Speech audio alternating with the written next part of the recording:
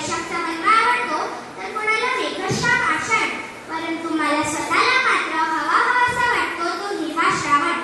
श्रावणात सगळ्या सृष्टीत सर्वत्र हिरव्या रंगाची उधळण झालेली असते.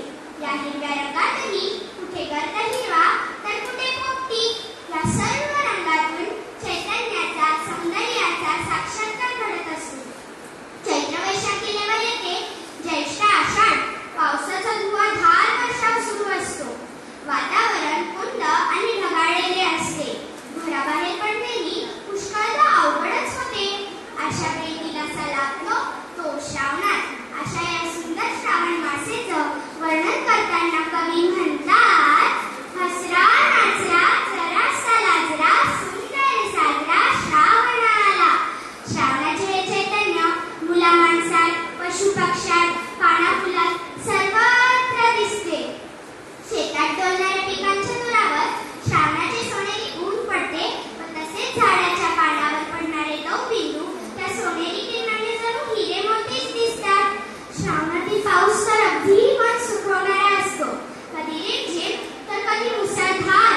ऊन सावलीचा खेळ तर चालूच असतो आणि आपली छत्री उघडण्याची व बंद करण्याची कसरत मात्र सुरूच असते.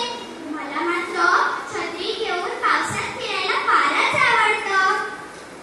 आणि लता मंगेशकर याच ह्याच्यात सप्तरंगी इंद्रधनुष्य आकाशात दिसला तर डोळ्याचे पारणच फिटले.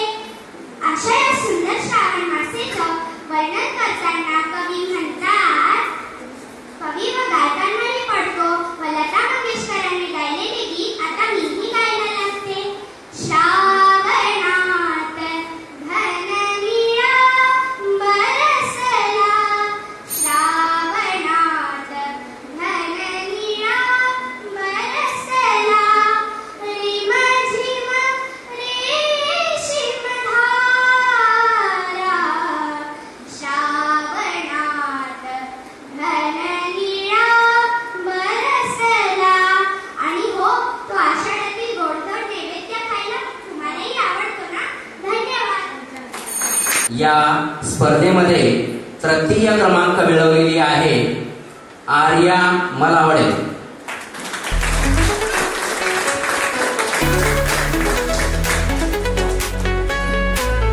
या स्पर्धकांना, छोट्याच्या स्पर्धकांना मी साधना शाह मॅडमला विनंती करतो की त्यांना प्रमाणपत्र आणि बक्षीस देऊन गौरवण्यात यावं.